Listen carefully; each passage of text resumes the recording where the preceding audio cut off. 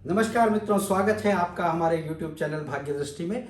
हर रोज की तरह हम आपके लिए नए नए वीडियो लेकर के आते हैं, ज्योतिष से संबंधित, वास्तु से संबंधित। आज भी हम कुछ खास योगों पर बात करेंगे। आज है कुंडली का खोट कर्म योग।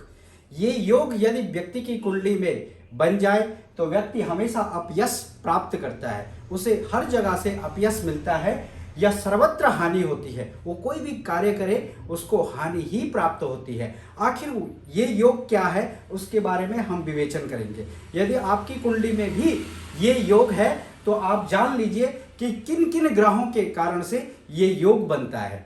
यह योग बहुत ही खतरनाक योग है। यदि किसी भी व्यक्ति की कुंडली में ये योग बन जाए तो उसे हर जगह से परेशानियों का सामना करना पड़ता है। इसे कहते हैं हम खोट कर्म योग।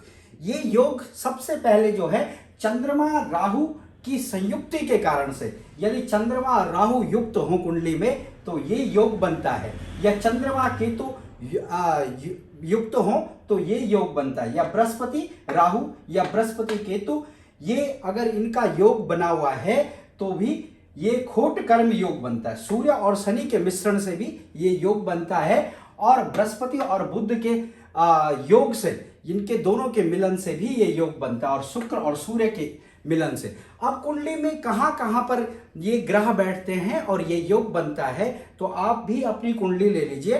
इसमें 12 घर होते हैं कुंडली में। यदि लग्न में आपका जो पहला घर है, ये वाला घर है, पहले घर में, दूसरे घर में, और पंचम स्थान 5वें घर में, नवम स्थान यानी 9वें घर में, दसम स्थान 10वें घर में, या एकादश भाव यानी एकादश 11वें घर में यदि इन ग्रहों का मिलन हो रहा है तो खोट कर्म योग बनता है। इस योग में जन्म लेने वाले जातक सर्वत्र अपयश की प्राप्ति करते हैं। उनको यश नहीं मिलता है। वो कोई भी अच्छा कार्य कर ले उनको यश की प्राप्ति नहीं होती है, या वो कोई भी कार्य कर ले सर्वत्र हानि मिलती है उनको। यानी कोई भी कार्य अगर वो करते हैं तो उसमें विघ्न बाधाएं उपस्थित होती हैं। अब इनके उपाय के बारे में बात करूंगा।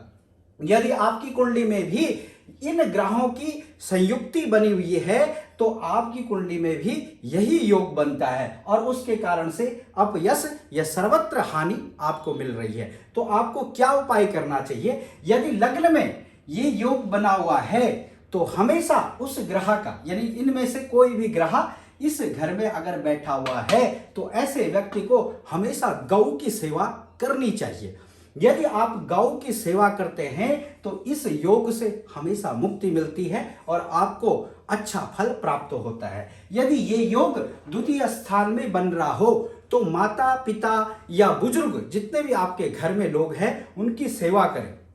इससे इस योग में जो ये योग आपको खराब कर रहा है वो योग आपको सुफल प्रदान करना शुरू कर देगा। यदि आपके पंचम स्थान में ये योग बन रहा है तो आप किसी भी वृद्ध आश्रम में जाकर के या छोटे छोटे बच्चों को आप कुछ भी दान कर सकते हैं, और वो भी किसी भी दिन आप छोटे बच्चों को, या जहां अनाथालय है, जहां यानी अनाथ लोग रहते हैं, वहां पर जाकर के आप सेवा करें तो इस योग से आपको छुटकारा प्राप्त होगा। यदि आपके नवम स्थान में ये योग बनता है तो आपको धार्मिक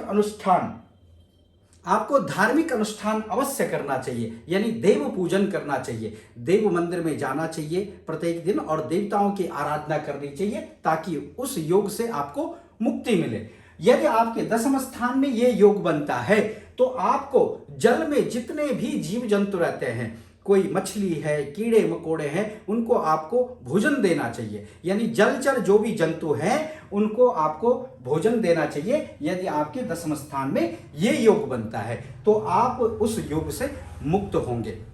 खोट कर्म योग से आपका सुफल प्राप्त होगा। यदि आपके एकादश स्थान में ये योग बनता है तो आपको हमेशा संत महात्माओं की सेवा करनी चाहिए। जितने भी संत महात्मा होते हैं या ज्ञानी पुरुष होते हैं उनकी शरण में जाना चाहिए, उनको दान द्रव्य दक्षिणा आदि देनी चाहिए ताकि इस योग से आपको मुक्ति मिले और आपको इन योग से सुफल की प्राप्ति हो। तो ये थे इनके उपाय।